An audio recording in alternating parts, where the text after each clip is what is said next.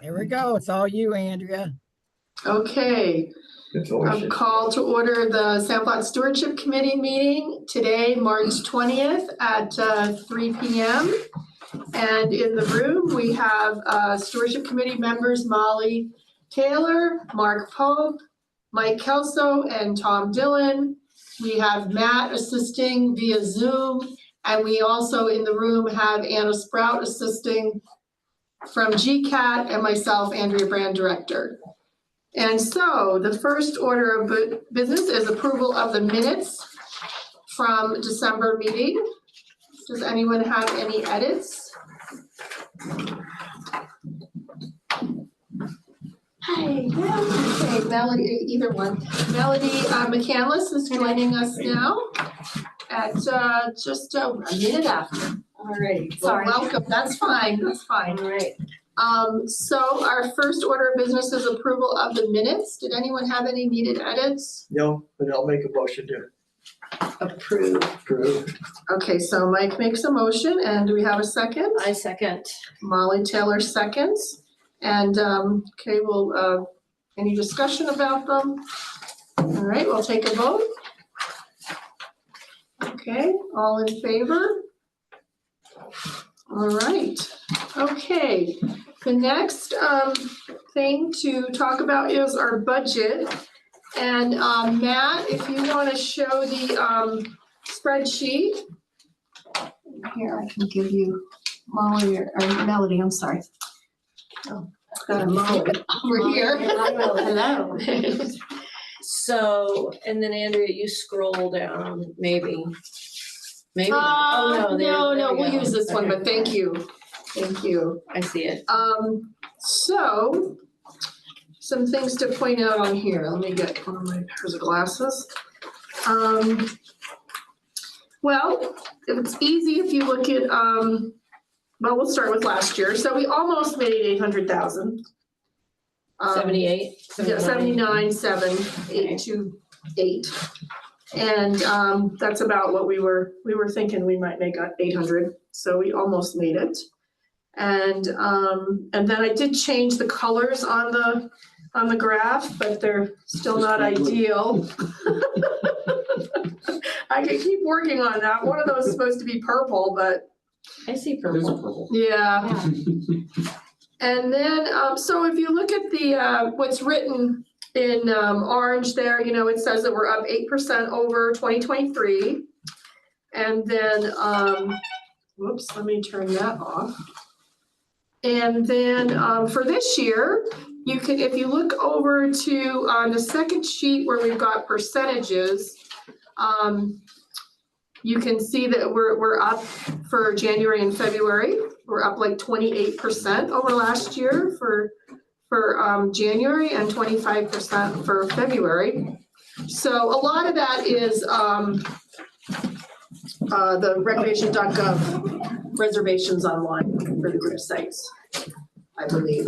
And Jennifer Jones enters 304 from the BLM. Is that different from 2024? Did you not have those online reservations in 2024? We did, but remember we raised the fees last September for anyone reserving in 2025 because they can reserve up to 6 months out. So you know, they're reserving, they can, you know, be reserving into late spring, Gotcha. Early summer. So in January and February. So anyway, so that's good. So hopefully that will continue. Any questions on the remit sheet? Looks like we had a really great January and February. Well, it was warm Yeah. too. We didn't really have winter. So thank you for pointing that out. That's another contributing factor most likely to our visitation. Yeah, we had the booth open more than usual because people were around. All right. Okay, so then the next, we have the two balance sheets from the clerk's office. And if we go to December 31st, 2024, that one is showing us, end of year. They just printed it out for me recently, which is good because, not everything comes in. Do you have both of them, Melody? Oh, there's two different ones? Yeah, that's And there, and it's up on the screen. It's on the And I saw it, screen too. Yeah. The December was. Yeah, I didn't give you because I just got the December one from the, you sent it to me actually yesterday, but I didn't forward it to you, so I'm sorry about that. But anyway, so the things to point out on this is the cash and combined cash fund is about 480,940 at the top of the first page. And so that's what we've got in our fund balance. And then if we go to, or that's what we had in our fund balance, December 31st, yeah. And then if we go to the second page, you can see the fees in there, what we brought in. We looked at it's a little bit different than what I had on the other because there's always seems to be a little bit of wiggle room depending on how those online fees seem to get recorded by the clerk's office. But they balance out over time, but we're showing another 1,000. Yeah, because the other one shows About 4,000 difference, yeah, between what I was showing. But so you've got your regular fees on top, 731,000. You've got your Sandflat's fees online, 70,000, and then they just have an expense reimbursement of, I think that was for some brochures that someone bought from us. And so over 801,000 for the revenue last year. And then on the last page, I was trying to think if there was anything we wanted to look at that went over that we didn't expect from last time when we met. I know we said the vehicle maintenance was a little up because I bought new tires at the end. I mean, overall, of course, we're under budget, but I don't think there's anything different. The contract professional service, lease payment, vehicles, that was, when they amended the budget, they brought that down to 17,000. Originally, I think it was budgeted at 24,000, which is what it is budgeted for this year as well. So I just miscalculated on that one, but yeah. Anyway, is there anything on there that sticks out to you that, it really, we met mid-December, so there's really not much difference by the end of the year.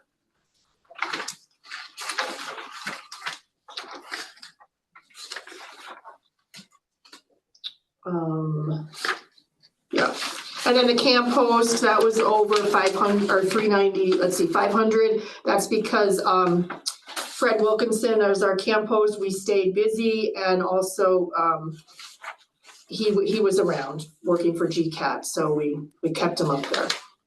So yeah. Oh, I know what it was. We were just a little bit over on the dumpster, and the reason we were over on that. Oh no, we were still under. We had moved it to 30,000. Okay, I'm sorry. Lease payment vehicles. Okay. We're good. We're good. Yep. All right, so this year,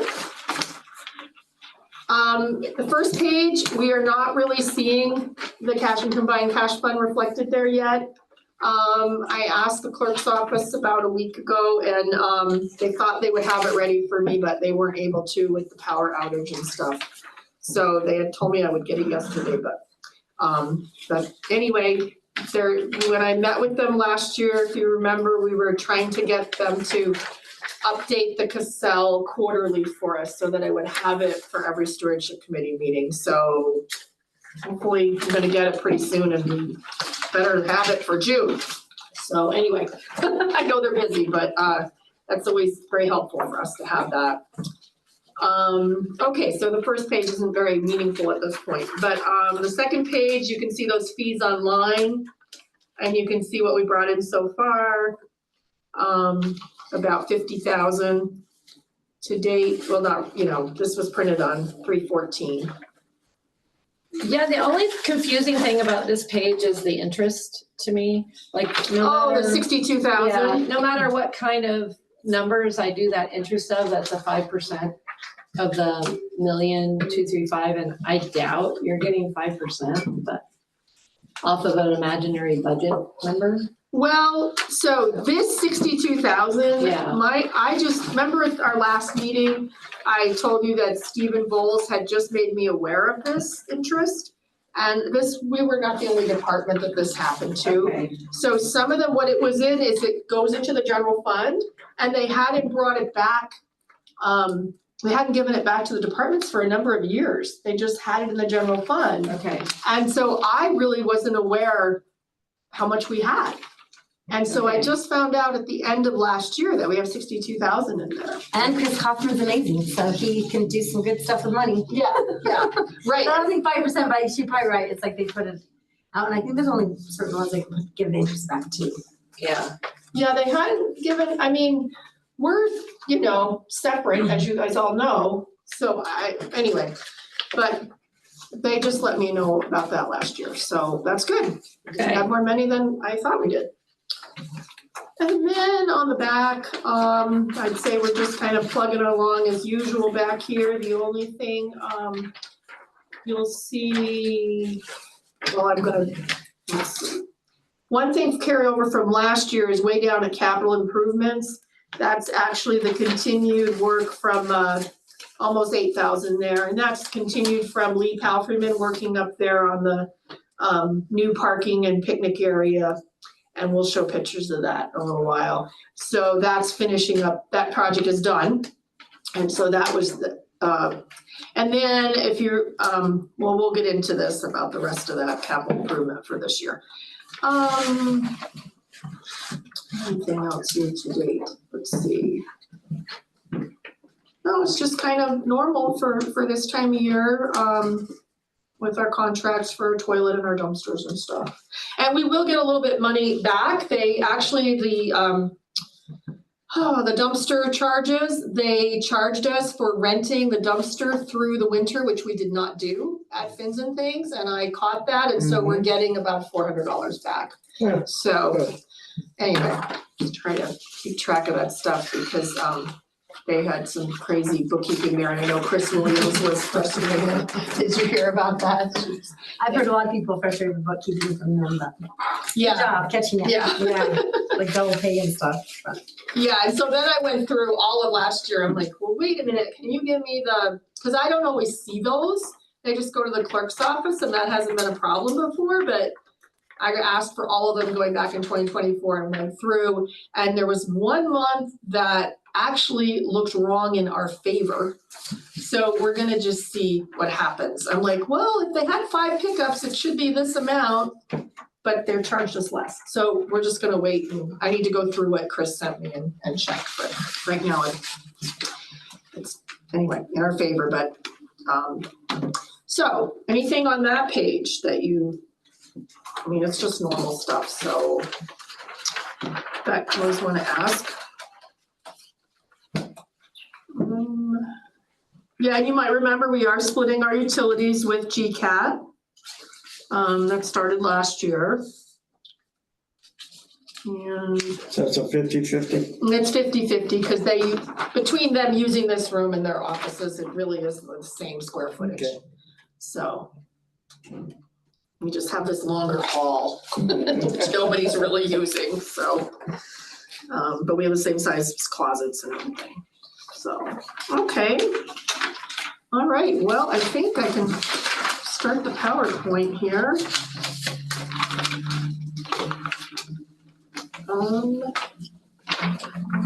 Yeah.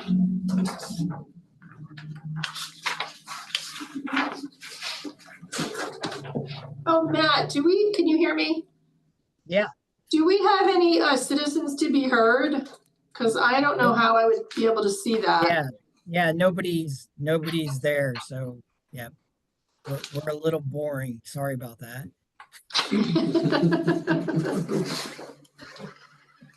Okay, well then I will go on to the discussion items, which I have all in the PowerPoint. And Matt has been co-hosting this with with me. He's the tech wizard. So, okay. So, all right. So, well, I have a little, You keep it cool. can you see it, Jen? You're great, yep. So, comparing last year, we're comparing 2024 to 2023, we had a, 2024 to 23, we had 8% increase. We already talked about that. And then I just wanted to let you know, I had sent you emails after our last meeting that, the plaque that I had made for Evan Clapper hadn't come in yet when we met. So I was able to honor him at the December 17th commission meeting for his service, being on the committee for 8 years. And now we have Melody, and welcome to the committee. And I'm glad you were interested in being part of this and looking forward to working with you. Yeah. So we were talking about this, and I've only had 3 in the 21 years that I've been here because everybody's been an 8-year term. They stick around. Yeah, Oh, they nice. stick around. So it's been good. All right. So that was nice honoring him, as did the commission. And then Jennifer, I'm gonna put you on the spot here You bet. with the e-bikes to let us know what's Just for an going on. update? Yeah, for an Yeah, update. you bet. So on e-planning, we posted, I think it was on March 4th, we posted the response to comments report. I would have to pull it up to quote you the exact numbers, but interestingly enough, there was a large amount of support voiced through those comments. I don't have the numbers in my head, but it was approximately like 1,200 comments.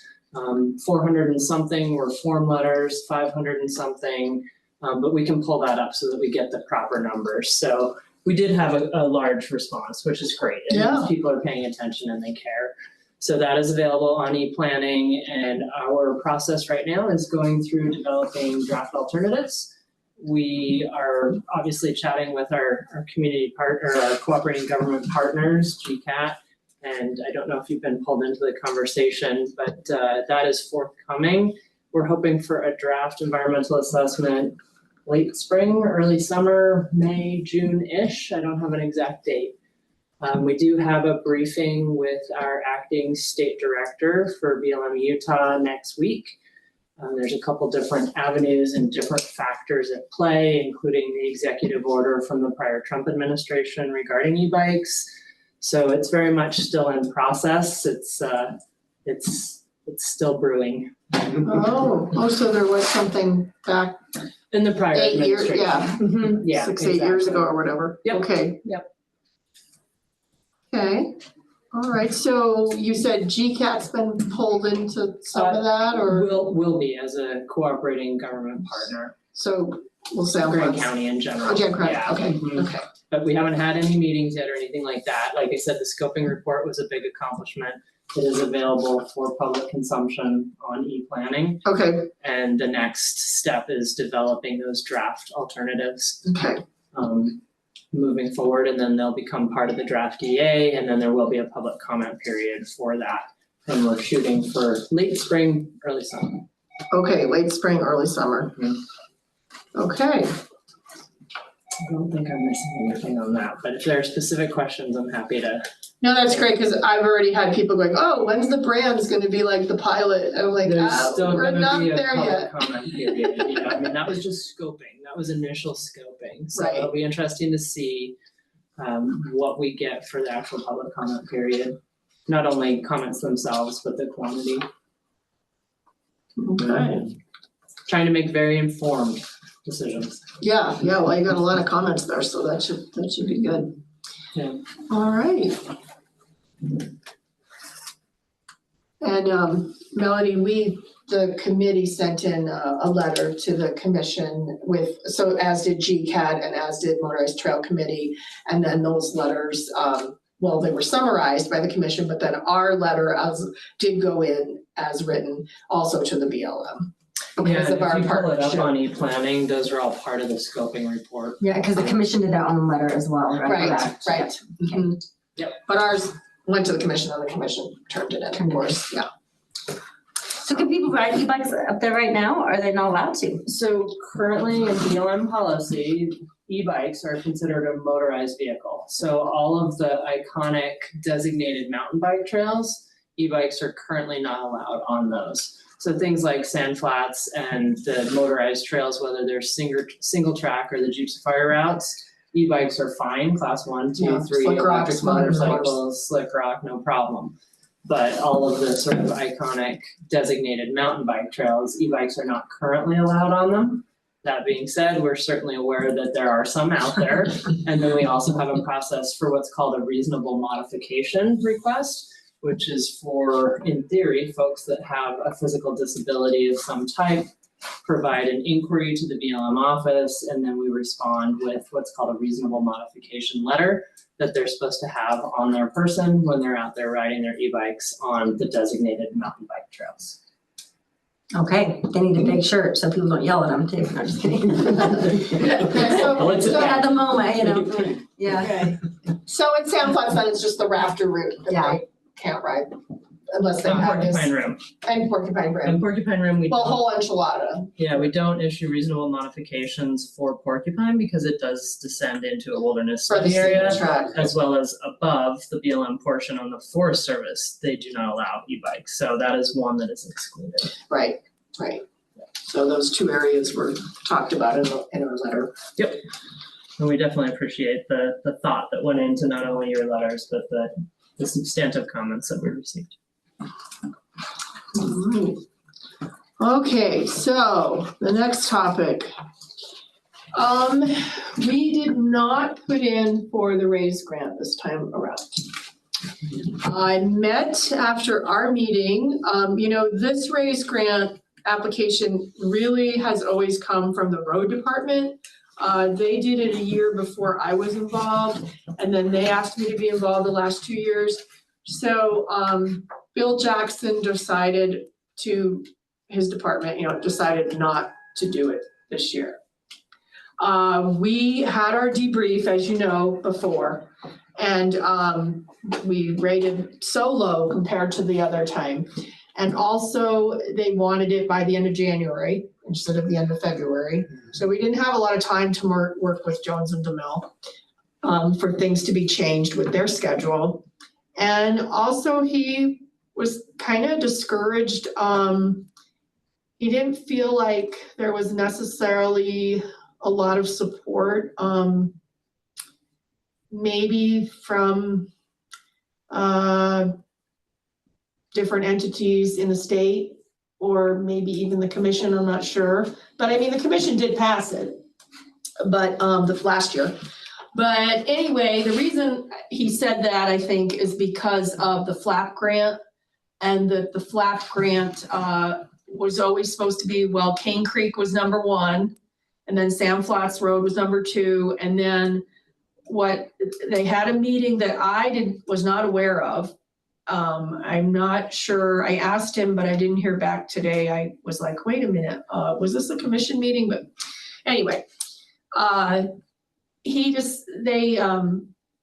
didn't, when they decided not to do Cane Creek, when the commission decided not to do Cane Creek, they skipped over Sand Flats and decided to do Castle Valley. And he said, I was at that commission meeting. Were you? I wasn't a commissioner yet, Oh. but I was there, and Good. yeah, so I was there at the meeting, and I heard him talk about those 3 things, and he felt like, one with Cane Springs development, hopefully if they happen to work out, that they'll do the road there. That he felt like because that flap grant needed to be in, that Castle Valley was the easiest and ready to go.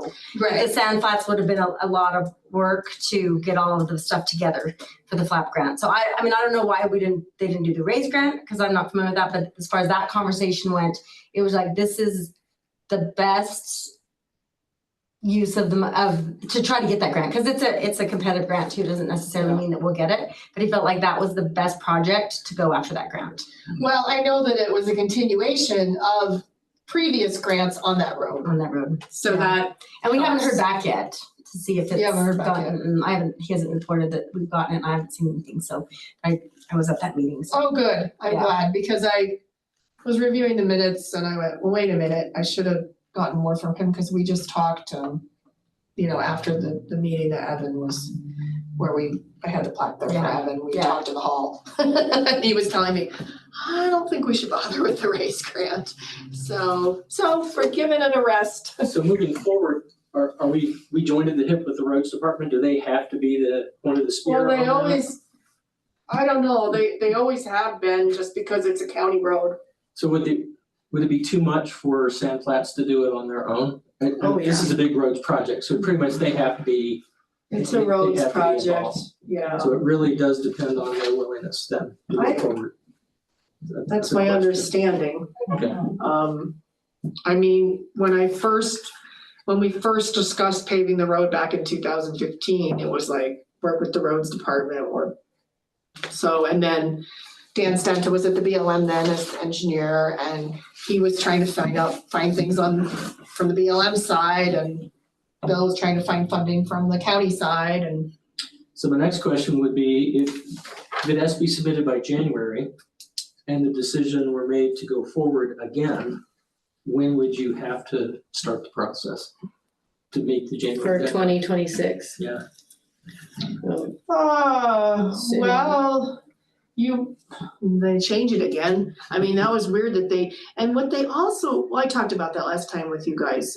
They have all these different levels they didn't have before. And the other thing that Bill said is they came back to him as well in that debriefing. I guess I didn't catch that. He said, remember they wanted legislature up at the state level to be in support of it? And I was like, that wasn't even a question in the application. So in Bill Jackson's Never heard that. timing, So Well, I don't know. He's been saying that for a while. Okay. my thinking is that these were hurdles we didn't anticipate. That's And what we keeps weren't able happening. to meet the January deadline. So if we assume that next time, if there is a next time, that we're still faced with those same hurdles, that same deadline, we'd have to back up our process to start earlier. Yeah, we have to start much earlier. so are you saying you want her to start in the summer? I think it's worthwhile. For a raise I grant? also think there's a lot of So- confusion out there because people have heard the debate in the commission, the approval, and it's like, okay, when's it gonna happen? They don't know all these details. They don't know that it's dependent on a raise grant, that it's fallen through again. So I think it's worth pursuing. And I understand what happened this year. There's a lot of legitimate reasons why we couldn't meet it, but I think it is worth pursuing. And if that's the case, we should be prepared now. Well, what I'll do is I will meet with them between now and our next meeting Okay, so and see what What they say. they say, yeah. a summer analysis of how to apply for the raise grant for 2026. And Bill Jackson may come back and say, no, he's not interested again, in which case it's dead in the water. But I think it's worth asking. Well, it is on that 10 top roads that are supposed to be addressed in, I can't tell you the name of that. Well, if it just wasn't ready to, like the plan wasn't ready to go forth for the grant, but that's where, he's saying, let's get working on the plan Yeah. so that it's ready for the next grant, right? Right. And then find out when the flap grant is gonna be notification, so we're not in, because if he didn't want us to go for the raise grant, that would like interfere with getting the flap grant. Well, the thing about the flap grants is they don't open up for like 3 years. They're only every 3 years, Every is years. it? I think it's 3 years or 5 years. They're Something. really, it's 3 or 5 years, Yeah. whereas the raise grant is every Every year. year. Yeah. The other thing we talked about last time was that the scope, at least the price had increased from the previous year when we were very, very close. Mhm. So we were gonna double back and think, okay, do we really have to ask for as much? To Right. Scale it Have back, phases. the chances of succeeding During increase. phases. So that's obviously a point of discussion, Right. what's the scope? Right, because the committee and myself all feel like phases would be a good way to go, and the BLM, I Mhm. remember chimed in too, you were saying that, is to try to just get it through the crack and up to either Pinion or Falcon Flow parking lot Yeah. as phase one, because that's where we have the greatest need. Yeah. And, get funding for that. So then that maybe would bring it back down to like 10 or 12 million instead of a $20 million project. When the two projects that they did choose were only 15 million for the whole state. Mhm. Those total. So but when we asked that to the gentleman doing the debriefing, Logan, he was like, no, that's not necessarily a factor. Right. But Yeah, but also just for that area, it might be just easier to do phases anyways, because doing that whole chunk is just gonna be a lot of construction going on up there for a long time. well, the UDOT and the road department, they really wanted to go up to Porcupine. So that's the way the grant's been written for the last 3 years. But then it went up quite a bit with this idea of the separated path, but we could get other funding for the separated path. That doesn't have to be, the main thing that we discussed was get it paved, have bike lanes, and get it to, either 3 or 4 miles in. Take care of the problem with the dust in the campgrounds, the safety issues where it's so busy on the road. And then look for other funding for separated path. Like we're gonna talk about later with Falcon Climb, you have a separated option for that And trail. I will have to leave because I have a commission, we have to do because of the power outage. We have to have our rest of our commission meeting at 4 today. Oh, that's right, you first said 4, you need to leave, and then you said earlier, right? So do you have to leave right now? No, I just have to go to the commission to the chambers. Okay, so you have a little more meetings at time. 4. But yeah, just- My last thought is that, sorry, Matt? Oh, I need to get going myself, so I'm gonna sign off, okay? Okay, So Matt. you're in control, okay? okay, thanks, It's been a good meeting Matt. so far. Okay, bye. I'll see you next week. All See you, right, Matt. thanks, Matt. My last thought is, Bye-bye. even though it's kind of discouraging to miss out a year, it isn't necessarily a bad thing if we really weren't prepared, Well, we felt we were prepared, but. right? With the moving target and the new obstacles, just to be able to take a step back and skip a year and go forward with our ducks in a row may be the best thing. And I think that's what Bill was saying to me, was like, it's just, So really, This year we're they done. do it all, you don't do the grant, Oh, he does the grant? oh no, I do a lot of the writing. Okay, so but this, if it's all in place, you just have to like redo it. Well, the problem is the engineering, Jones and the Mills gets contracted to do the engineering, adjust that, whatever we come up with. And they also adjust it by the cost, increased costs with time and project scope, which is, had added the separated path this last time. So they always do all the engineering. Okay, The other thing, I Aspects. agree with you, we Take don't that. have to do the whole thing, we just need to do one good portion of it, Mhm. which it means a lot right there. Right, right, And then we could come back and get the other later. right. Just like the first portion, the first mile that was paved, that really helped the recreation area in the beginning, And if we could just go in another 3 miles. Yeah, so let's look at, approaching, reapplying the raise grant with just a phase of the smaller phase. once the dust of the washboarding is down on the first section, people will be begging to do more. Yeah. No, and I don't know if you're aware, but based on our counter data, we are 3 to 5 times of the volume of traffic that we should have on a gravel road 9 months of the year, our whole Sure. season. So I don't go out there ever anymore, but. it's still nice in the winter and the summer. I know. I spent lots of time up there as a kid though. I just go to places. Can we still say welcome for being here? Okay, well, thank you for your input, and yeah, I agree, and it just was a little, always challenges, we just have to keep plugging along and figure out how we can do things. All right, we're scrolling, that's right, okay, we're scrolling on this thing. All right, so we are still moving forward with our gold standard site Leave No Trace award application. And, the GCATT received one and Arch has received one, and we're hoping that we will be the third one to receive one.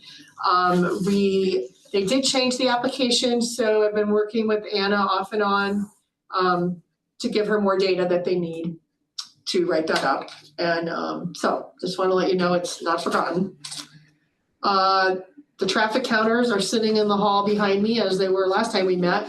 But you'll see in a minute here, the road department's been very busy on the Sand Flats Road, and they will install these soon. So we'll have 2 of them, and we'll have one in the lower section, like past the Fins and Things parking lot, and then another one past the Falcon Flow parking lot. as you're going up the road. And so this is a traffic counter along with a calming, telling people how fast they're going to What encourage is the them to cost slow of down. those out of curiosity? I spent $8,300, I think, for 2 of them. And they have a built-in panel, solar panel for power? Yeah, And yeah. then you just plug in to download the camera information? Yep, Now I could pay more, I could pay $2,000 more a year and have it automatically come to my desk. We thought we would just Close enough. plug in Yeah. this year and try it That's out, great. save that, I'm really curious to see how they work. I paid a little bit more than the ones that the county did in town because these are more vandalism proof. So, they, Good. yeah, So how often would you go out there and take the information off them? well, it will save it, so, we'll have to figure that out, maybe, definitely once a month, but maybe soon, earlier, Yeah. just see. Yeah, but It's easy enough to Yeah. do. Should be anyway, just go up there with the laptop like Jason does with the other counters. Mhm. Oh, I should tell you that, speaking of counters, we had both of our counters that were on Hell's Revenge and Fins and Things stolen this winter. And they were the ones that were keeping track of the time that people were exiting the trail for the BLM and just keep that data going. So they both were stolen. I bought 3 and Jason hasn't installed them yet, but it was like the price for the 3rd one wasn't much more, so we got a 3rd one. And we got them from Canada before tariffs. So anyway. So Now we put have 'em. a little camera, Camera. game Camera. camera across from the counter and see who steals it. Yeah, that was really weird. We'd never had any stolen in the past. We had them vandalized on Hell's Revenge years ago, but we never had them stolen. And it happened like, I don't know, it was the same day maybe they got stolen or within the same week Wow. from so that was too bad. And they're not cheap. They're like, Yeah, add the They were cameras to like- them, or put a little 500 tracker feet. inside, a GPS tracker. oh. Ooh. Yeah, name tag. Is there really such a thing? Yeah. I need one. And while they're going home with it. the back So you of the know where you car, we are? have Something writing on it. So you know where something is. Titles. Some people put them on their cat's collars and stuff. Oh Yeah. my gosh. We do. Okay. Wow. Yeah. Okay, so the next thing is the night sky video, which I have right here. All right, now, I'm sharing my screen, so it should be okay. Right? Yeah? Uh-oh. No, Yes, you're fine. yes. Okay, so this was just completed like last week. We can still put in our comments, of course, if we want to do any editing.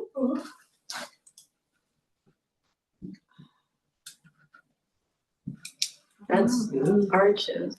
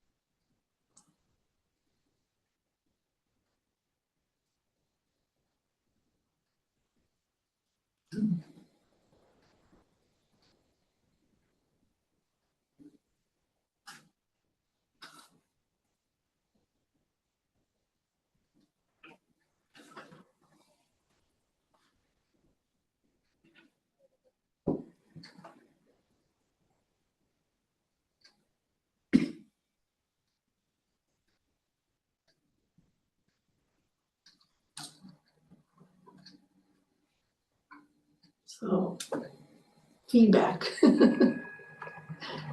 It makes a point. I think it'll have an impact. Was it clear that that was Sandflats asking for a night sky? Or, it just seemed very broad, it was like Arches, Moab. Or, yeah. Well, yeah, I mean, State park. Sam Flats Yeah. did fund it. Yeah, Well, Travel Council funded the editing okay. part of it. No, I just didn't know But, if it came across that. Yeah, that's kind of my feeling a little bit too, but I mean, we did all of the people that spoke, you know, we had the state rangers, Yeah. they were Right, our talking heads. yeah, So, and everybody donated their time, you know, to the right. thing. I think it's just mainly getting it out there, and I think he wanted to have as big a reach as he could, so that all visitors that are coming, and that's what Travel Council, of course, wanted. So it's just a video on Moab Dark Night Sky. Yeah. It's not a video to be used for Sandflats. Well, it has some camping things in there, of Yeah. course. And just appreciating, you know, Yeah, the night sky, and there is a lot of footage up at Sandflats. right. It's kind of crazy that he's got those two bright RVs, unfortunately, which we don't, but we are starting to see more of that. They leave their lights on. Yeah. Yeah, and I think it's kind of nice to see so people can be like, ew, maybe I wouldn't remember to turn off my lights on my RV. You know, like I liked it said, shut your blinds inside your RV, you know, because it's like, Yeah. you're camping. No, I apologize. I just lost I lost the theme of what the video is. I mean, you're just showing the video that you had it made and it's on the website. Or Well, it's not on- yet. He just okay. sent it to me last week. So if we have edits, concerns or Yeah. something, I can work with him on it.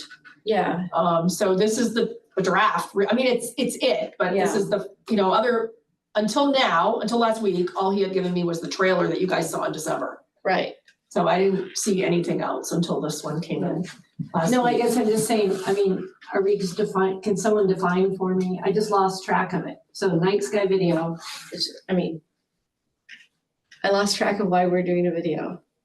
It's on the agenda, there it is. It Well, is, we were, right, we are applying for a night sky, okay, status for right, Sandflats. And so we thought this would help with that process. okay, I do have the state rangers coming up for free last summer and this Right. summer. And Doing the so programs. doing the programs for us, which also we have to do as part of the night sky application process. right, And so they were excited to be part of it.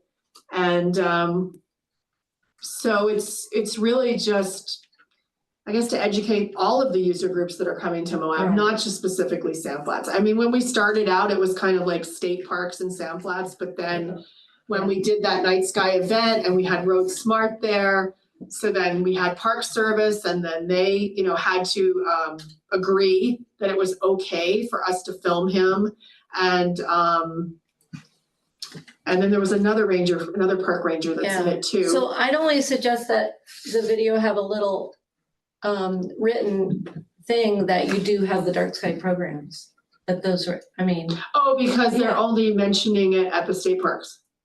I don't know that they really said that you had programs at Sandflats, because I went to one and I met those rangers from Goblin Valley and Green River. They're amazing. Yeah. And they brought the telescopes. And they did the Science And Moab fireworks. event up at Sandflats too, and that's where you see that red light with all Right. those people with telescopes. That was So I at don't know if Sandflats that as really well. came across in the video. Did anyone get that? Yeah, and maybe needs to say, because Programs? the one person Yeah. said, we have the three, the national parks, the two national Yeah. parks, and named them, and the state park, and Moab's night sky, but there wasn't anything about, that said Sandflats. that's what Right. you spoke on sandflats, but even if it could have, Just a little thing that, even like a date of those dates, because Yeah. there's a couple different times that sandflats is shown, even if it just has sandflats recreation area. held these night sky events. Yeah, like at the with base of it, you know? telescopes. Just something like Yeah, that. like that event, like the clarifies. telescope one with the red lights, say Yeah. event held at Sandflats Yes, Recreation Science Area. Moab at Sandflats Yeah, Recreation something Area. to bring it back to Sandflats, Yeah. encourage, I mean, because if you're. Just to clarify.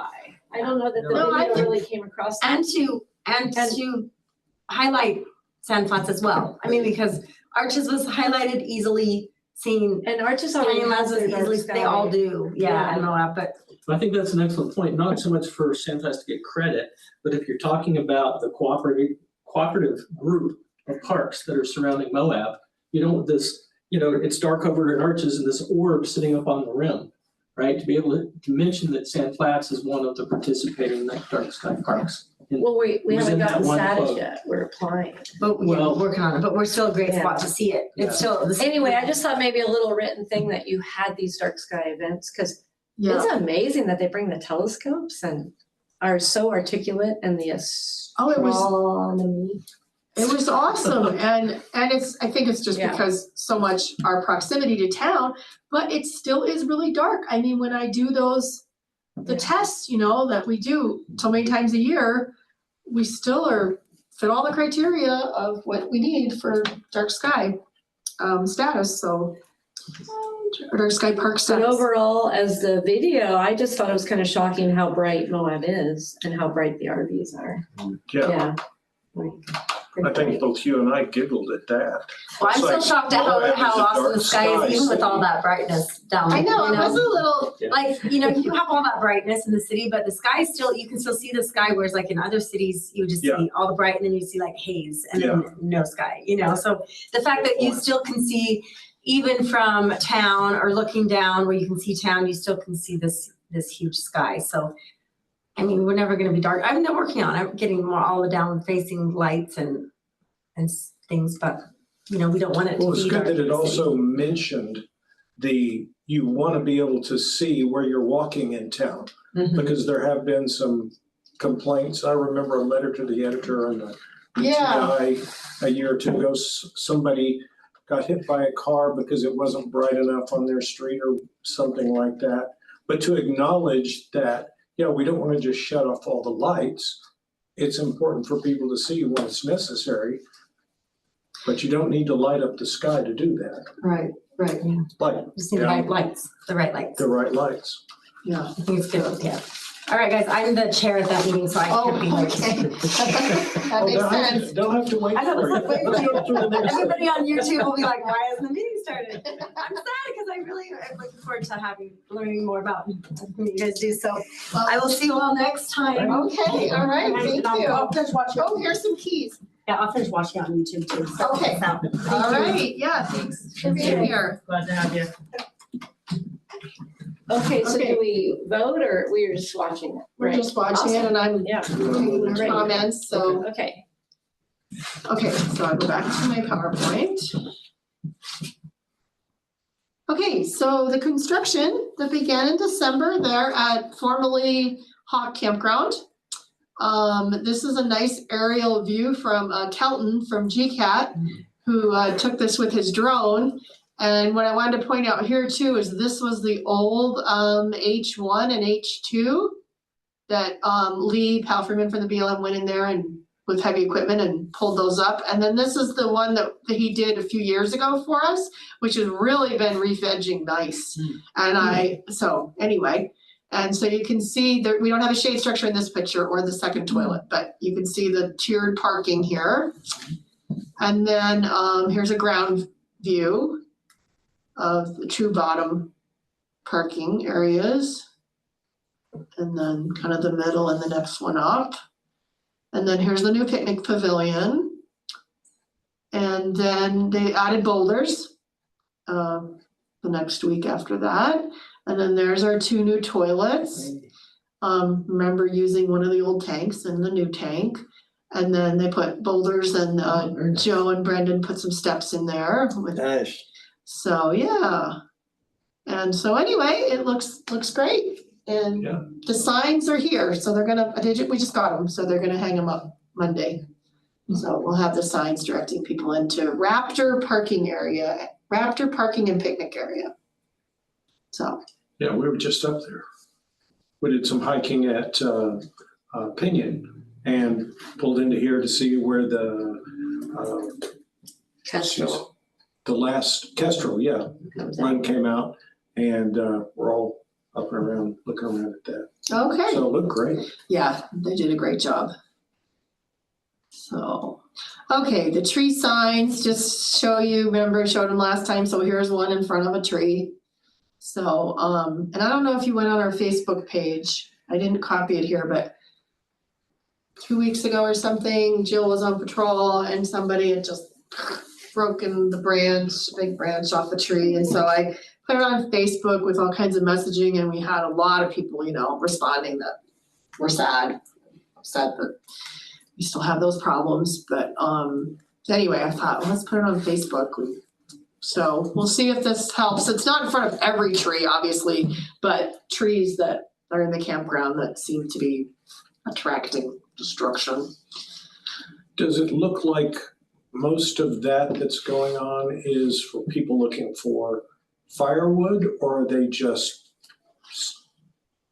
screwing around with it? Idiots. Well, we know that either way. You know, it's interesting because I think a percentage of them were like not looking at the picnic table signs or their permits or anything, and I mean their passes, and sometimes we see like limbs ripped off, but then they don't burn them. So I think maybe they get toward the fire ring and the picnic table, and then they see the sign that they aren't supposed to do it. I mean, because I do find it ripped off but not burned, then other times burned. Do any of our kiosks anywhere discuss the age of the trees and how it takes 1,000 years for these trees to grow? The Not to Facebook be here. page does. Well, I'm just thinking people that, you know, like, I know one of the kiosks talks about the laser that came down Lion's Back, which is, you know, a fascinating story. But, you know, that's something I try to emphasize in the first timers package, is you can look at a black brush, not realizing that that's a colony that takes 1,000 years. And it's a hardy bush, but if you destroy it, it's never coming back. And I look at the picture of that tree and think, okay, this, you know, people are gonna be using sand flats for hundreds of years. What's the chances of all the trees surviving? Yeah. At some point, they're all gonna be gone, because gradually, one by one they go, and they never come back. So that story needs to be told somewhere. And people that stop at a pit toilet and look at the kiosks understand that it's not just one sign on one tree, it's a mindset of these Well, things. that's the fun thing, when we take our people out, and I always say, I got my how old do you think that is? You know, they're thinking what they got in their yard. Then you tell them how old they are, they're not that big, and it's like, oh, no, it can't be. Oh, yeah. And people that aren't from this area don't understand that. You know, you plant trees in North Carolina, you plant a tree in your backyard, and 10 years you look at the picture and go, wow, look how big it's gotten. You know, that a lot of our visitors don't understand that when this tree dies, it's never coming back. Right. This is the one we have on Pinion Pines, but I don't think it talks about ages, like we've been talking about the junipers. Troubled trees, brown spots within the woodland are becoming more abundant. This is when we were seeing a lot of them dying.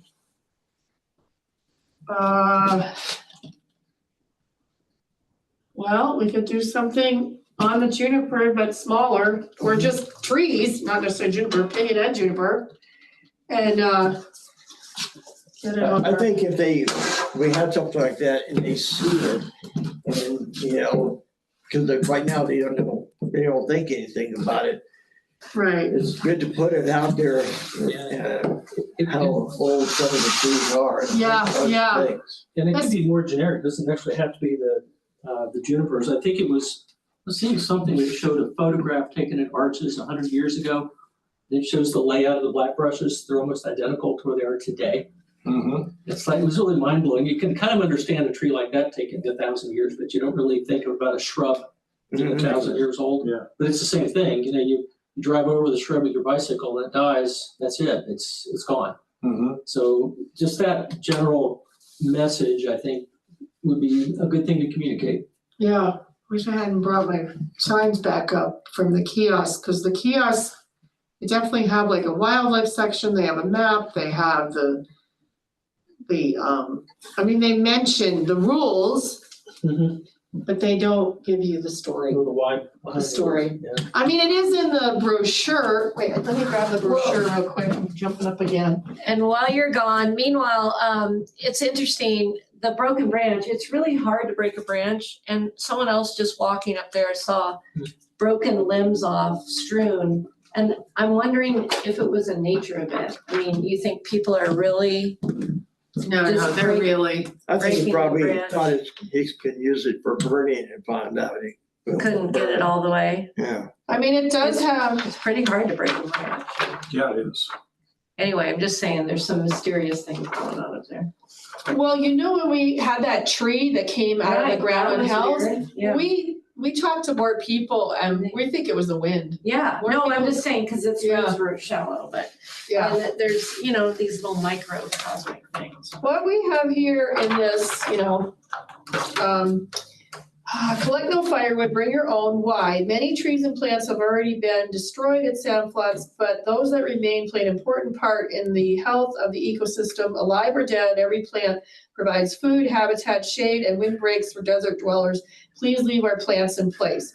But we don't talk about the age Right. and the slow That growth. has an slow impact on growth. people. Yeah. Now you say, oh, this is 1,000-year-old, 2,000-year-old tree. How could we be missing this? And a lot of people think a 1,000-year-old tree, it must be, 10 feet in diameter. Yeah, not General so- Sherman. Yeah, right. something like Read that little thing, come on. Yeah, I guess we need to. And to go along with this, and we mentioned it when I was going through the minutes. I mentioned wood vending machines, firewood vending. Oh, yeah, Yeah, yeah, I was. And I looked those Have you up. created this yet, Tom? No, they're available. And they're cheap, but they're a lot cheaper than replacing Tom, you one of can those do it as a trees. side business. So we have. Yeah, Jennifer was wanting to do that as a side business. We have two former Park Service, let's just call them dumpsters on wheels. They're trailers that we converted into wood trailers. And we had them up at the Horse Thief Campground and we're selling wood. And for various reasons, they are not there currently and are available if you'd like to experiment with one. Oh, Interesting. They're not an automated system, so Right, you and- need a camp host to do it. Well, what these things are, I just got interested in it. I looked them up and almost invariably they're just, it looks like almost like high school lockers. You swipe your card, put in your money, whatever, and it opens up a door and you pull out your wood. They all run multiples of 8. The 64 or the 63, one part is for the mechanism, I guess. The 63 bundle one runs $20,000. And, you're gonna make it I'm back. gonna get that back pretty quick. Well, maybe Save so. the trees. Yeah. Yeah, and you Right. save the trees. That's as far as I've gotten. It's Well- just, send me your, You could can you just email me have- what you found? yeah. I think it's a fantastic idea. When we had it up at Horse Thief, it was very popular, but we also found if we didn't keep them locked, that people would just get in there and take it. So it required a camp host to manage it, but because we have that remote off-grid kiosk there, they could just pay with a credit card and then you get your slip and they'd turn the slip into the camp host and redeem it. That being said, I never even thought about the fringe benefit of the dispersed camping that takes place on the state lands out past Horse Thief Campground. Those folks would come in and they would purchase wood for camping in a dispersed fashion.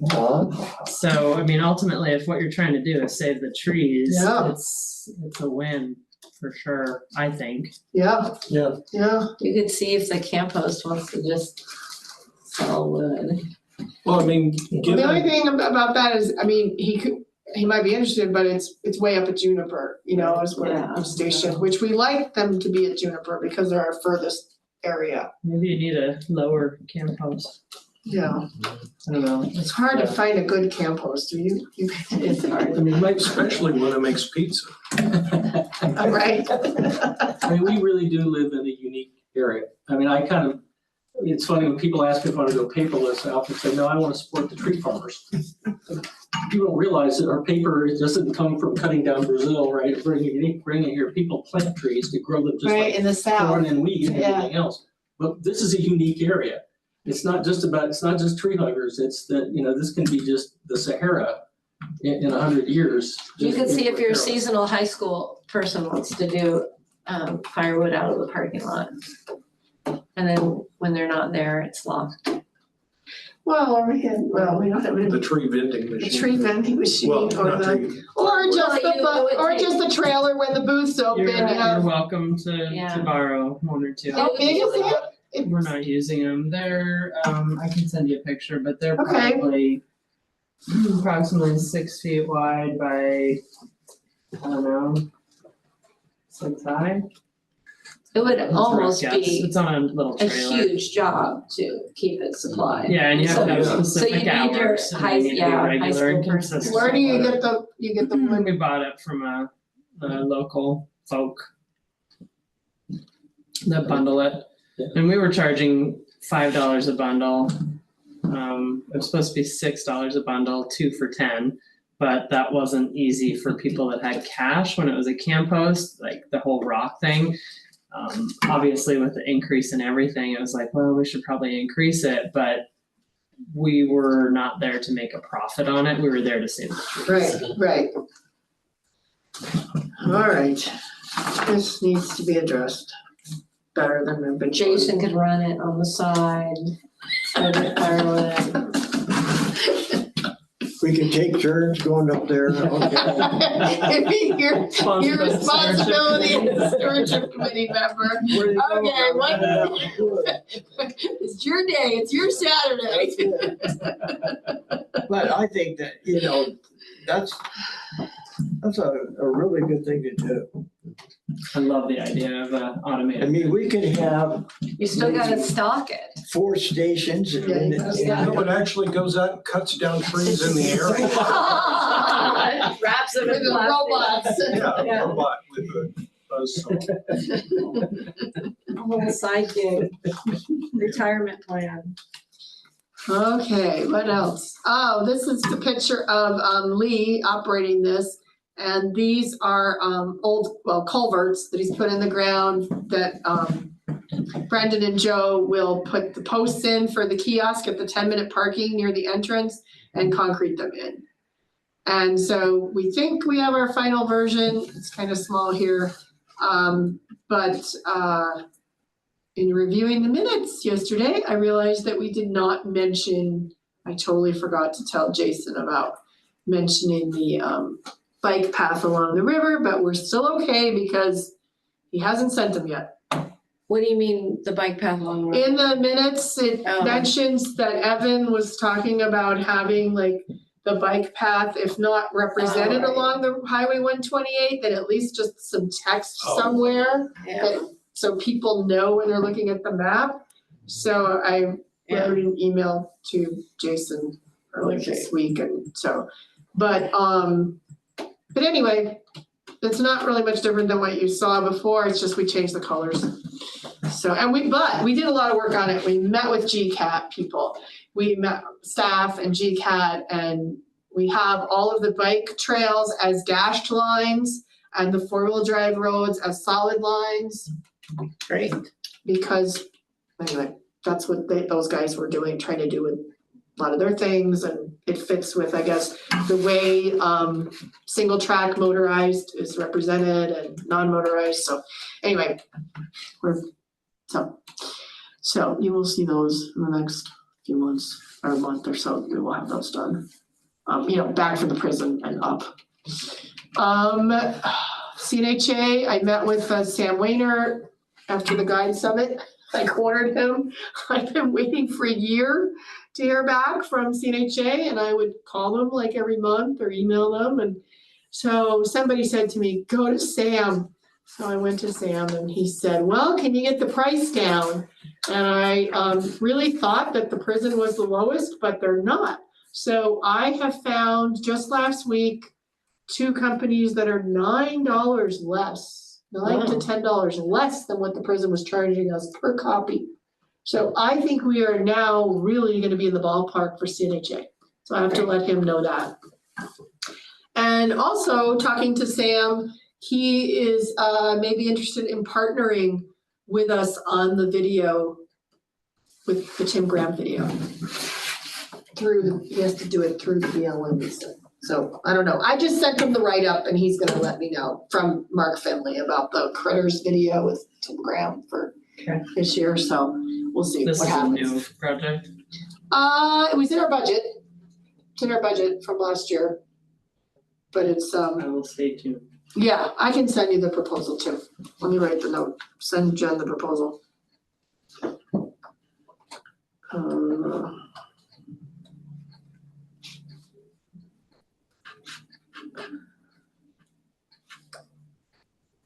Okay. All right, so the contract for the toilet contract was approved by the commission. I was wrong. We had 1 more year in the 5 years with, before we had to put it up for bid. So that was good. So we just, of course, went with Zunic again, no change in individual toilet pumping or cleaning fees. We did our Emery Telecom contract again. There's just 3 that will be running starting April 1st. I'm not really sure yet what the travel council is deciding about if they want to pay for the others. GCATT did not have funding to pay for the others. So at least we have our introduction to Sand Flats, mountain biking, and 5 tips for a Moab adventure, which is the UTV focus one.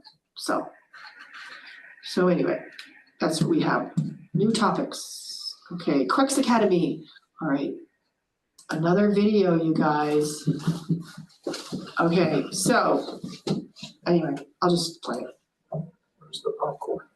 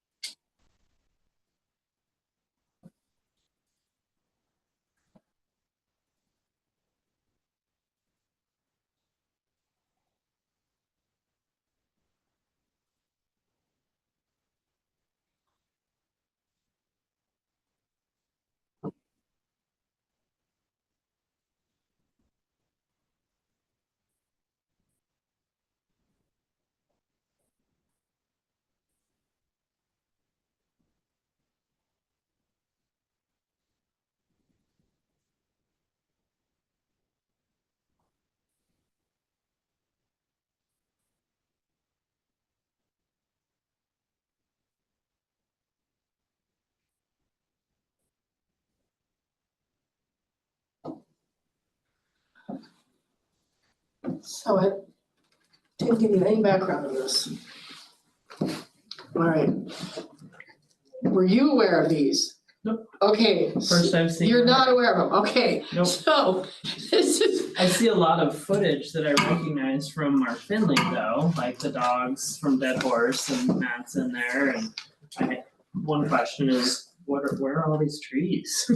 Yeah. oh, well, okay, so let me just What tell is you, the this is not, this is Crux Academy Right, and they were contracted by Grand County to and do a number of GCATT and things. Travel Council. Mhm. So they did 13 of these, 12 or 13 of these. Mhm. And so in the fall of 2023, they asked, could myself and Matt Mhm.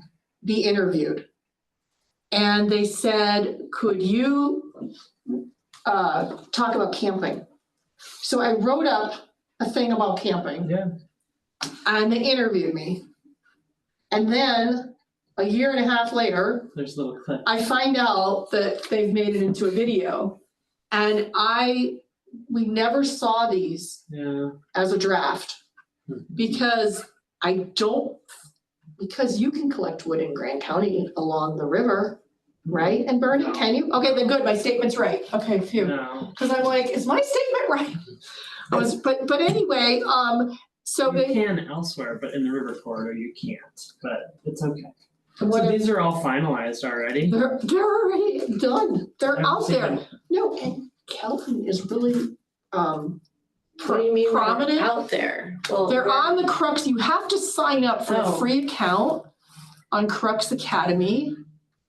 Here, So they're their own thing. they're their own thing. But Oh. apparently they are gonna have them, Travel Council is gonna have each video available on their Discover Moab site. But, Yeah, I remember when they were doing interviews. so here, but like, I've never start, seen them. yeah, they did not It's ever. unfortunate. I think so too. So, okay, so here's Moab, start course. Yeah, Planning and I a trip. think Anna was saying this is part of, for guides and folks in town, they could go through these courses. Right, but Anna never saw them. She still hasn't watched them. She says, I heard I was prominent in them. I said, yeah, I watched 3 of them with you. And Kelton is in the 4x4 one. And there was no communication with us after they interviewed us. Well, is this a Discover Moab icon? Or what is it? It's a travel council Travel Council Yeah. icon? and Forever So- Mighty, so it's state. They had state. to approve it. Oh, yeah, they all approved it, but I Okay. just thought it It's was just unfortunate strange that the that, drafts didn't have an opportunity, so you guys had no opportunity. See, and you'll see, what they did is they used a lot of Mark Finley Mhm. footage and then added some of their own. Yeah. But, In the trees. I mean, look, this is Mark's, that scene there. Yep. And, but I kept saying, oh, what's going on with Crux Academy? They said, well, it's in process, and then boom, it's one of my Is that a responsible. snout rig on the river? Yeah. Yeah, I don't know who did this, well, anyway, they're all here, but anyway, how much time? What is that, Crux.Academy? I mean, you could see Crux, like we could just see who's in the river one. How long is the river one? 2 Look minutes. at that, it's a flood stage. Western. Do you wanna watch the river?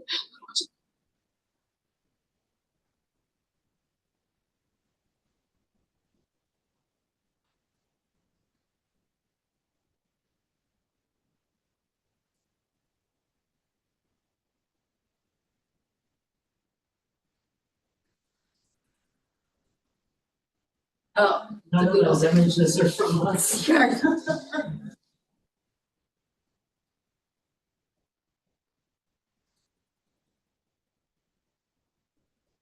So that's the DNR.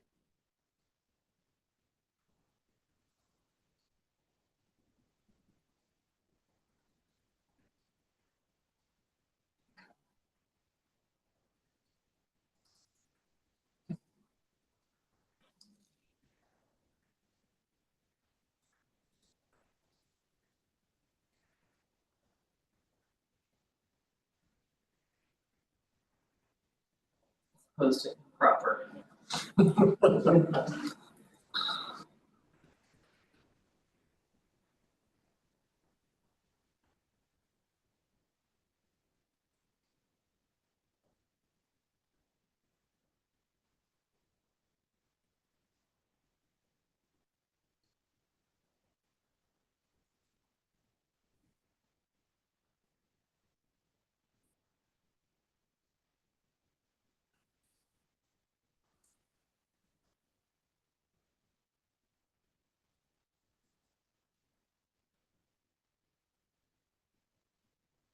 Oh, I'm gonna stop it, I guess. Okay.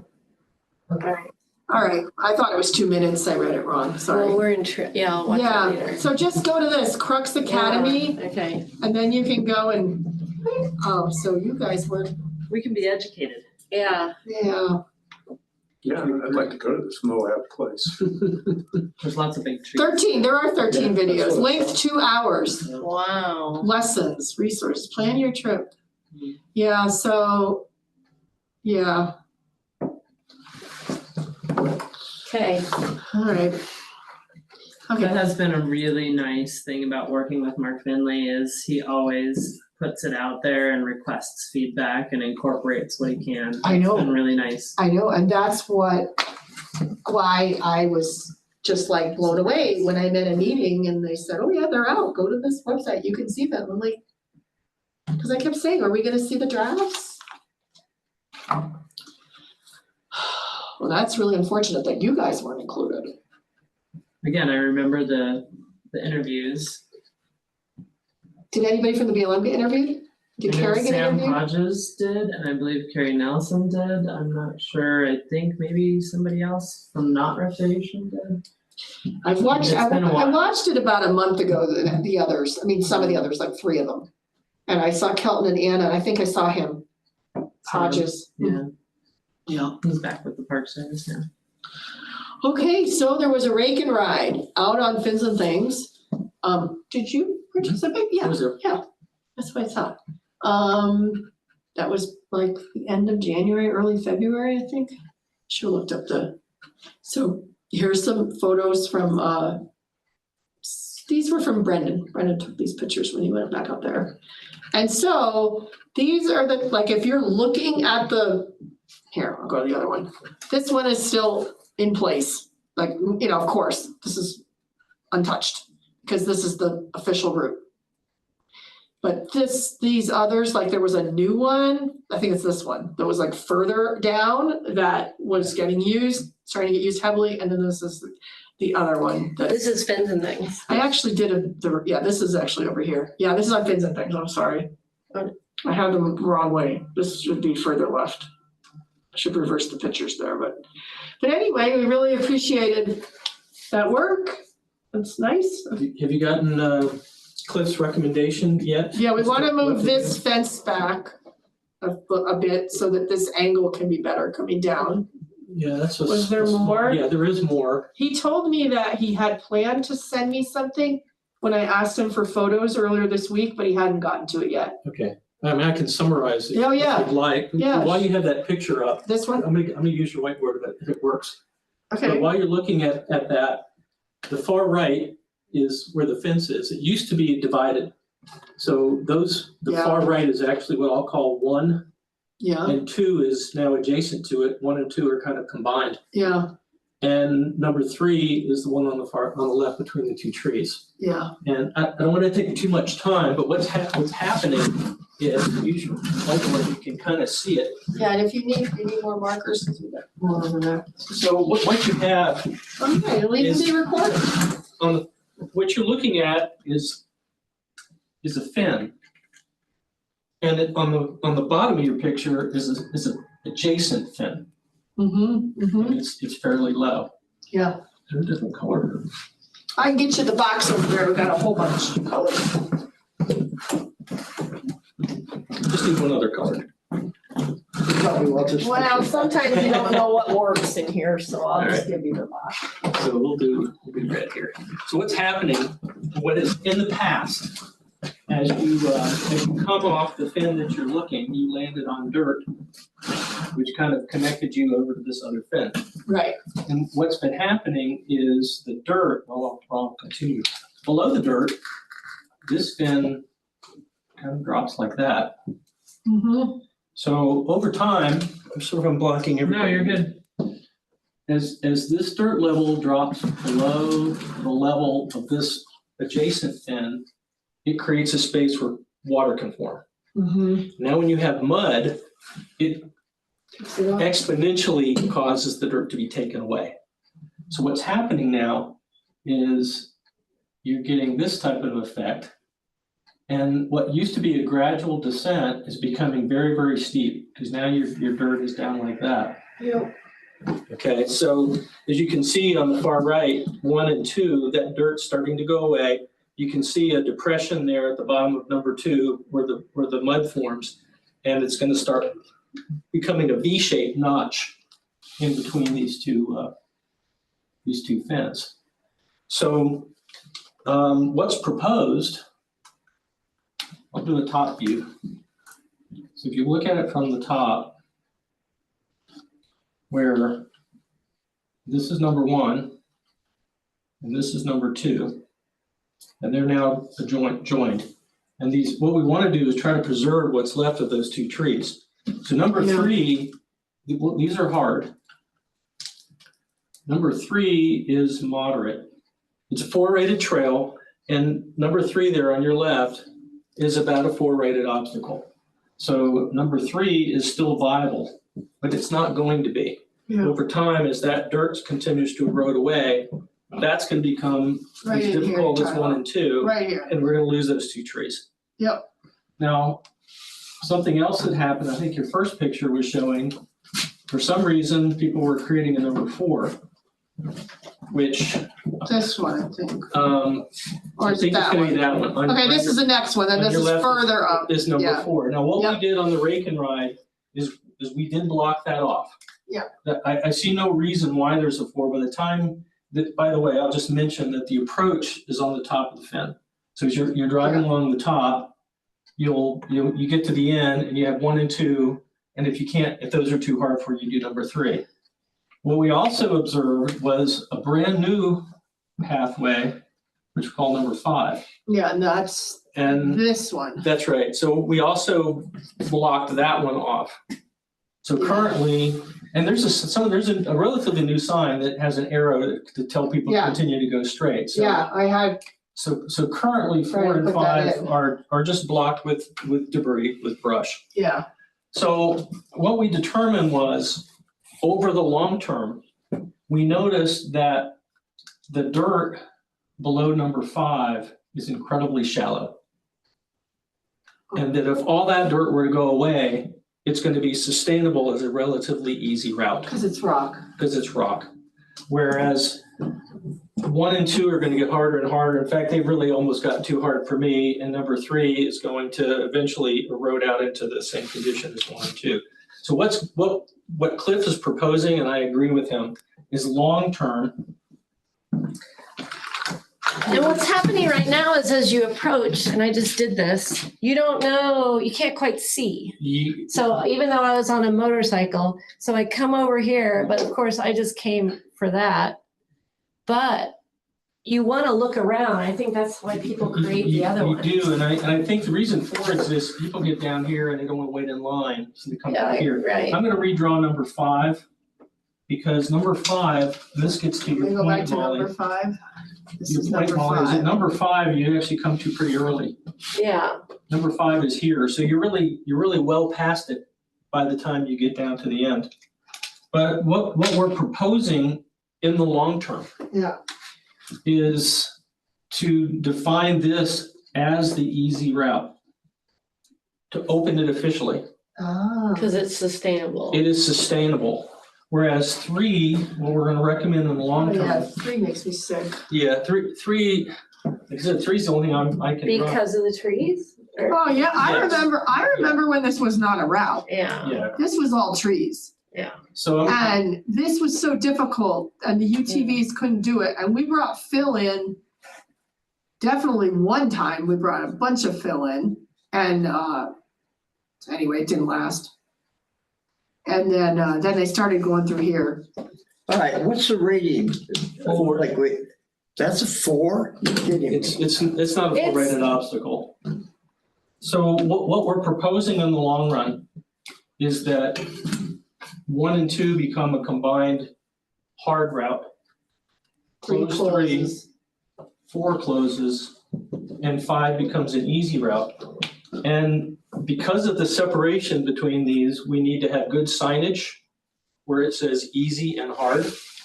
And Teal's easy, and the other easy's on thing first. is that there probably will need to be some kind of fencing that's gonna be installed across the top of 3 and 4. Otherwise, it'll be impossible to keep them closed. Or just plant some junipers up there they'll grow real quick. Well, right, about 1,000 years, we'll have them up there. So anyway, that's what we found we did. Sounds great to me. So currently, 4 and 5 are closed, and what you see open is currently what's open, but it's going to rapidly degrade because of the fact that you're getting water forming underneath, and we're gonna lose those trees. I was disappointed to see 5 existing, but having gone down there during the rake and ride, we took a shovel and hit rock right away. So we really do believe that is sustainable. The challenge simply will be marking and fencing so that when people approach, because once you pass the easy route and you get to hard, it's gonna be very difficult to come back. You're up on top of a fairly narrow fin, you're committed at that There's point. people So behind you need you. to understand that you have those 2 options and you make that decision, and once you go forward, you're committed to So them. you don't think we could bring in any kind of rocks or anything to kind of help it? Good question. We did talk about that. Yeah, if you could fill the holes with rock, then it would prevent the dirt from eroding away. But basically, with those 2 fins beside one another, you're gonna have a V-shaped knot. So anything that you put in there has got to be able to stay. Mhm. You can fill it with concrete or something, but Well, it's gonna continue to erode there. and I had planned to bring Lee Palfreyman out there to look at it, just for advice. But he ran out of time to just finish that and then they had a. Pictures are worth 1,000 words. That's an excellent photograph because you can see the depression between the 2 fins. And- Well, and that- You and I got a couple of things that we need to see, so let's put this down on our 1, 2. Yeah, this has always been a problem spot to me for the last few years. Where is this? I mean, I've done fins and things about It's 4, not 5, very 6 far from the times. exit. I mean, So do you know where the medieval chamber hiking trail drops down? There used to be what they call the dinosaur on there that lost its head. Mhm. If you drop down from that location, you cross a wash and then you start climbing the sand hill. it's like And that's right where in it is. here. It's like right in here. Yeah, It's okay, I know where you're It's talking right about. before the early exit. Right, No, there's that early exit. yeah, It's not too far back, maybe like there. okay, I know where Because you that go is. through those sand dunes, big trench, then you come up on top. And then you go on the fin, and then you drop off the fin. That 1 and 2, like I said, they were separated when I first time I did 4 years ago. And I would say that they're at least a foot taller than it was 4 Well, years ago. Wow. Yeah, and years ago, this was not a route. Years ago, my memory of, 25 years here, is that this was the main route, right here. That's where we put fill in to try to help it. Uh-huh. That's why this fence is in the way, is because people really didn't go over here. Some of them snuck over a little bit, but this was the main thing. This was all trees. And some of them used this one. That's 4 now, which I don't know, that wasn't there when I first, Well, maybe I'm on the wrong one. I'm talking about the Yeah. one that's right on the other side of this. that's. Some yeah, people would that's- go down that. That's what I'll call it. Some people would go down that. So really there was this, that was the main one. Yeah. But some people would use, like you could see tracks in here. First time I This did was it, trees. I went down the second one and actually think I compressed the vertebrae because I didn't realize it wasn't all the way down and hit hard. Oh, boy. The second time I did it, I did the one along the fence. And Cliff is recommending moving the fence Yeah, further out. Yeah, that- If we're gonna make that an official one, It'll affect that tree, the, cause I think a vehicle brushes that it branch. does brush Yeah, it would. it. It does brush it. So, maybe we don't want to do, they haven't done it yet. yeah, again, if they're combined as a single, I'm not sure you need to move the fence. The whole reason moving the If fence. this is a single, then it's You can get plenty. a better This approach on it. Is steeper in life than the photograph shows it.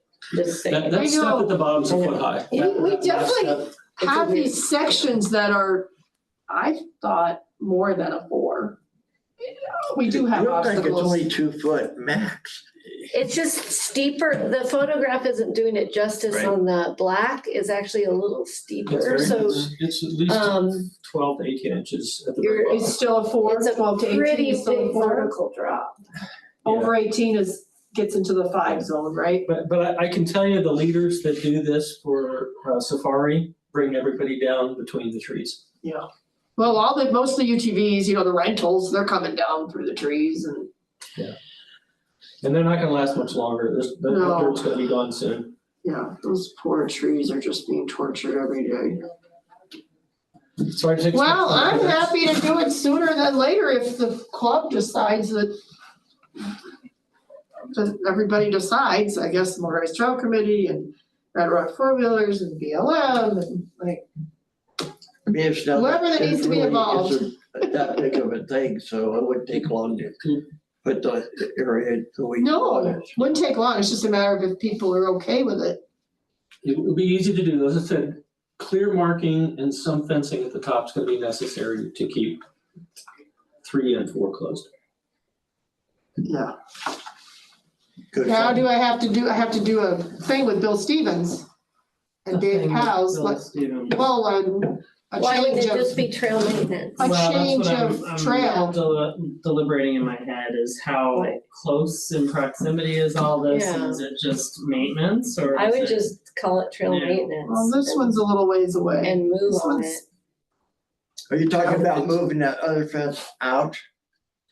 Or just leave it there and run another one out? I think the fence around the perimeter can stay where it is. If 1 and 2 get You want another combined, there's one? no reason to make a wide approach to that. Okay. The purpose of the fencing at the top would be to basically run parallel to the fence so that number 3 is no longer an option. Yeah. And number 4, which is immediately adjacent to it, is no longer an option.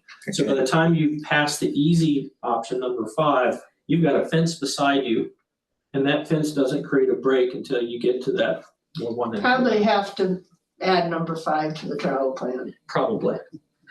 cause it's I gotta trust your judgment on it. It's Well, how probably, far away how is- far away is it, you think, 100 feet Oh, no, it's, I'll say 20 feet from number, from 4. number 3, 4. It's about 20 feet before you get to it. But there's probably a little bit of the cap rock needs to be shaved off or rounded off a little bit. At the top, there's a bit of an angle. And it this one, probably should be tapered just a little bit. to so make it more inviting. It's just, to make, it's not as tall, you got a solid rock at the bottom, but that first drop at the top is at a kind of a 90 degrees, so it probably should be shaved a little bit up there. But you can see how shallow it is, and I think you're gonna have rock right to the base of the top. Why create more options and why not just Well, you know Make what, really, people do, this is Yeah, an those are illegal trees. route, really. right? You'll lose the trees, and that's gonna end up, the dirt will be gone. And it'll be So just- we don't have to do anything about that, but close it. Yeah. This is the official route. It's Yeah. just wider. It's just this one. Well, if you're talking about Got it. going back there and shaving off rock, just go over to 1 and 2 and shave off rock there. Well, no, the problem with 1 and 2 is you've Yeah. got that vertical drop at the Okay, bottom. all right. And that's gonna get Yeah. taller and taller. And you taller. don't have that rock down here, That's what like I'm he's saying, saying, you yeah. got right down here close, right Yeah. there. It's rock. Now that you have puddles forming, the mud gets carried away much faster. On the than tires, than the yeah. dirt used to. Yeah. Well, if it's that close, maybe it's all right. Yeah, I mean, if it's really close, that's one thing, but if it's 20 feet away, we probably need to do a Yeah, amendment. yeah, I mean, I've had to do them before for Yeah. this kind of distance with, going out there with Bill Stevens and then he. But Bill doesn't necessarily need to be involved, it's just the process of NEPA. We can go out, measure everything out, make Yeah. points. Yeah. What did you do for the new section that went around that little neck? Did you have to do Which one's Where this? are I you? don't. about a year ago, I think Mike, you were involved in opening up a bike, there was a section. Oh, Dave our Powell's section- had us, yeah, that, I went with Bill Stevens out there. Yeah, It was a proposal on a travel plan amendment. yeah, That would be the right thing to do. It's probably the Yeah. right thing to do. I also understand right now we have a lot of things going on, and I don't know how quickly it would be moved. So I would say if there's something you can do in the short turnaround to help mitigate that, and then have that in process while it's moving through Oh, okay. the proposal. Cause right now, people are just gonna drive anywhere. Yeah. Those trees aren't gonna last. Yeah, They may not make it anyway. There's just so little. I would dirt say left it's around the trail base. maintenance. Yeah, I don't think there's anything urgent. You can see from the other photograph, number 3 is gonna be viable for a while. Number 4 is gonna be, a challenge for the people that wanna do the big drops. But in the long term, Sounds like a proposal's a great idea. Yeah. Talking about do it now, guy. The Get guy- going. Not 3 months or 4 months. So I write that, right? Yeah. Or motorized trail committee, I mean, either which way, Oh. that is a function of motorized trail committee to prioritize Oh, those does types he of already- requests, but Maybe Cliff already has something written up? I don't know. I believe so. I saw a draft. And if they, like, we can go up, take pictures of the area. So, we know what we're looking. Yeah, it would be good to have a picture like showing this in relation to this. Yeah, you can go to Google Earth and measure it Yeah, right. So you're right. in seconds. Okay, where are we? Ooh, 20 minutes, I think we're all right. Okay, so the road department has been doing great work for us. I don't have a picture of the nice mag chloride on the road, but anyway, go up there and drive. But here's the culvert that, here's a new one that's gonna go in. I guess that's a section of it. I would think it's longer, because here's the old ones they pulled out. This is past the Falcon Flow overflow. And you might remember this got washed out last year and actually had washed out like 2 times before that over the last few years.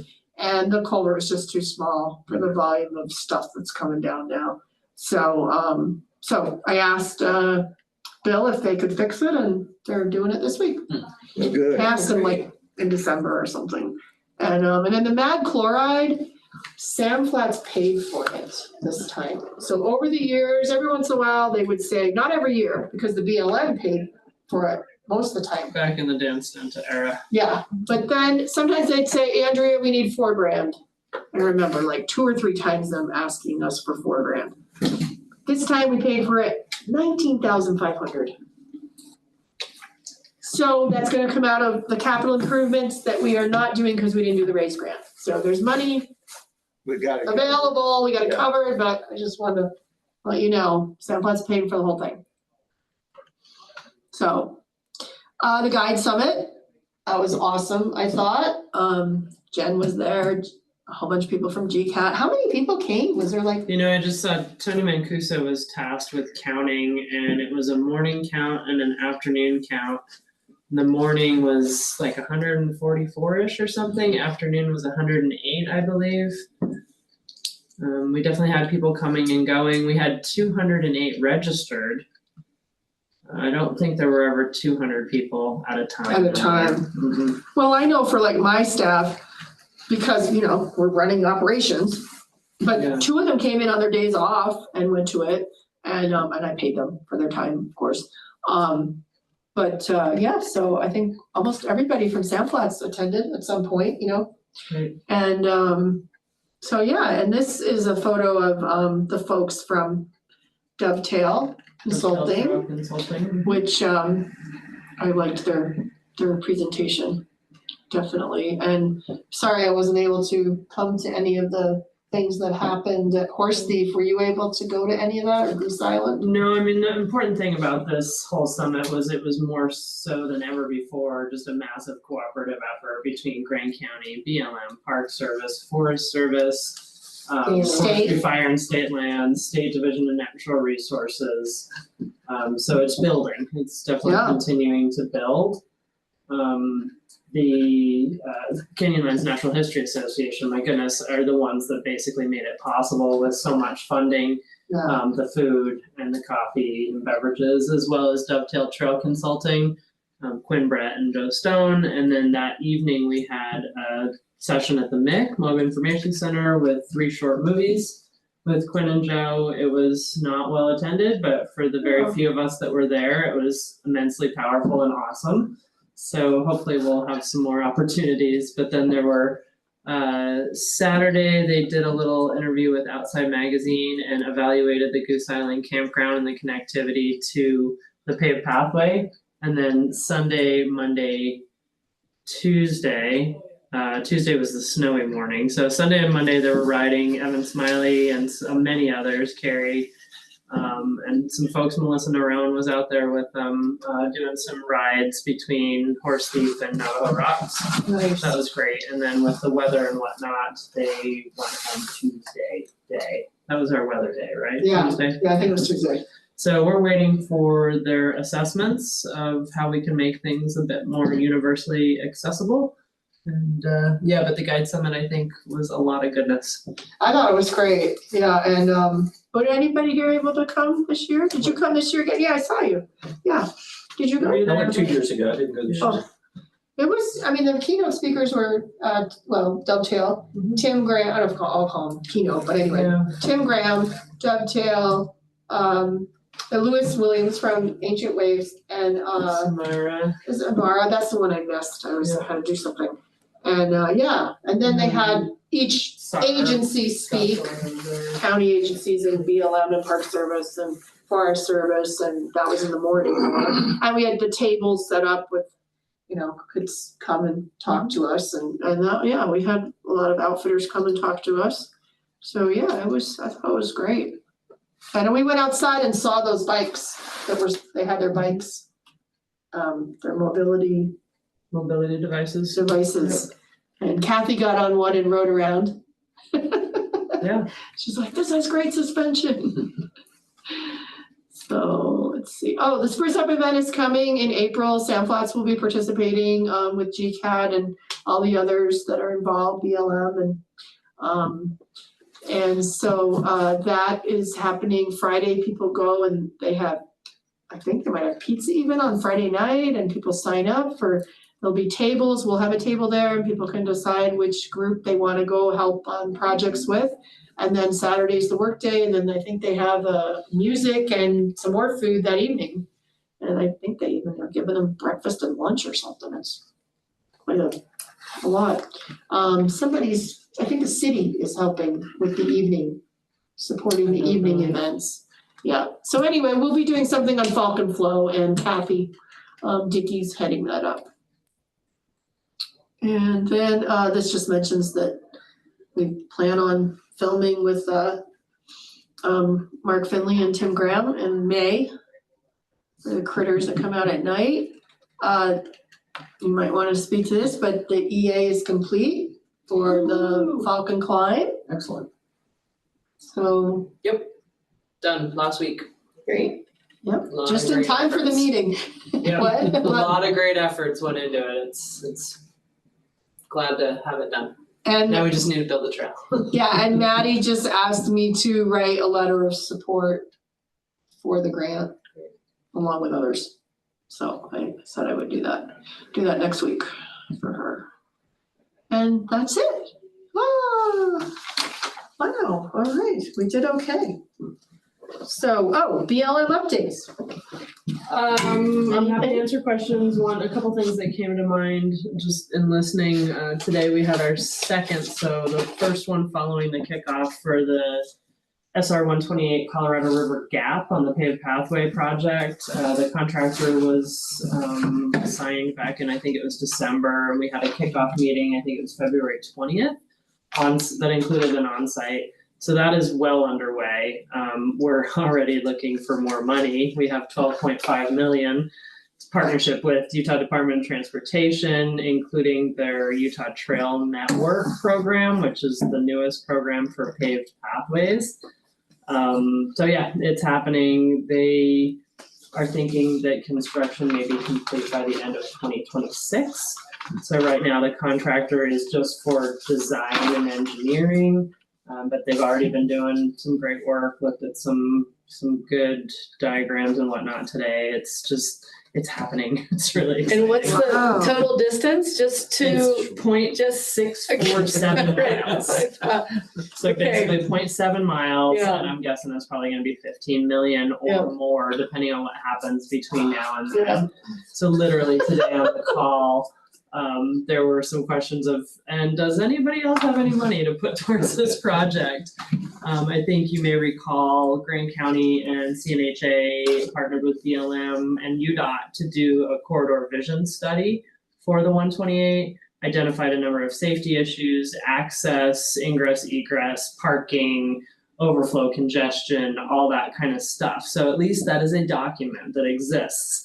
And we're already referring to it today. So for example, the paved pathway, the what would it be? The upstream terminus is right by Grandstaff Canyon. And as you all know, that downstream of Grandstaff is all the overflow, right?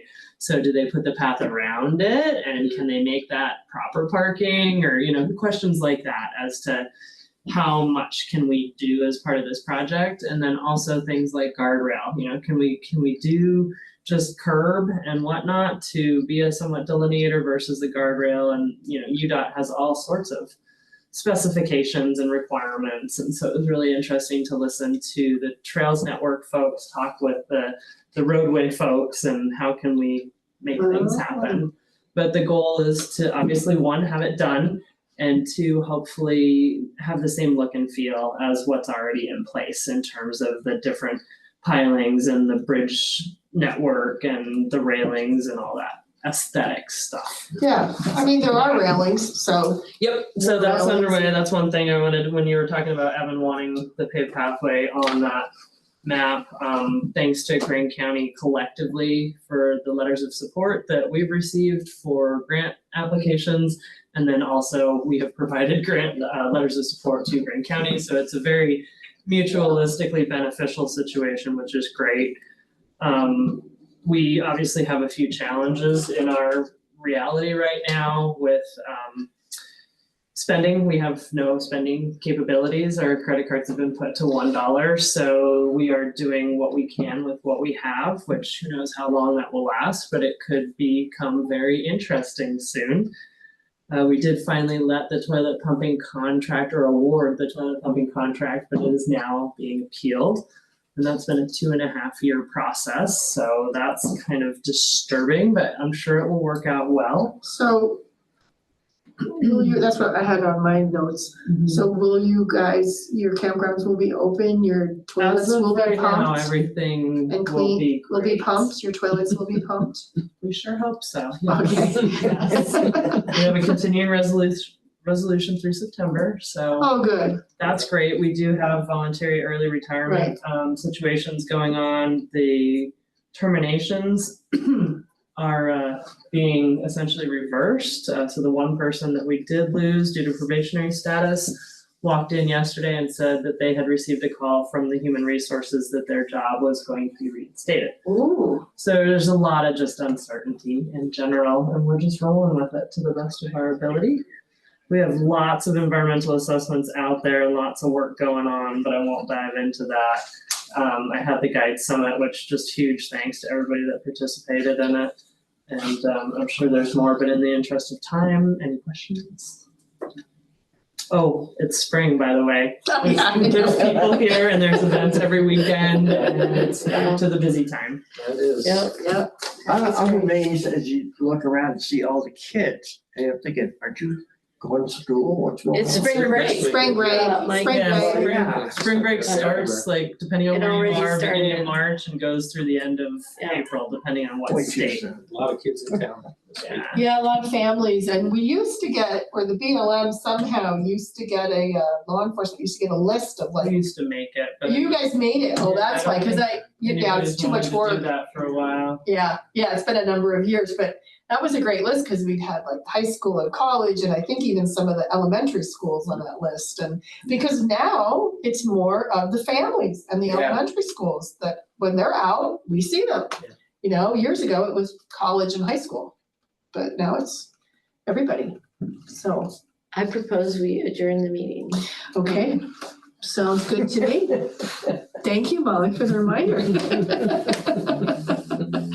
Okay, Thanks for so, all the amazing work Well, you do. actually, I look at it and see, we got about 7 minutes. do you have something else? No. What are we gonna do with all that time? Yeah. Well, I was just wondering, is there anything, any other questions? Any other questions? Stop the recording. I'll stop the recording. Okay, how do I do this now? Oh, I guess I just did, oh, here we go. Go down. And on the far side, Oh, maybe? and yeah, There you go. And there you But go. I'm also stuck, wait, no, in. stop recording. This is what he told me.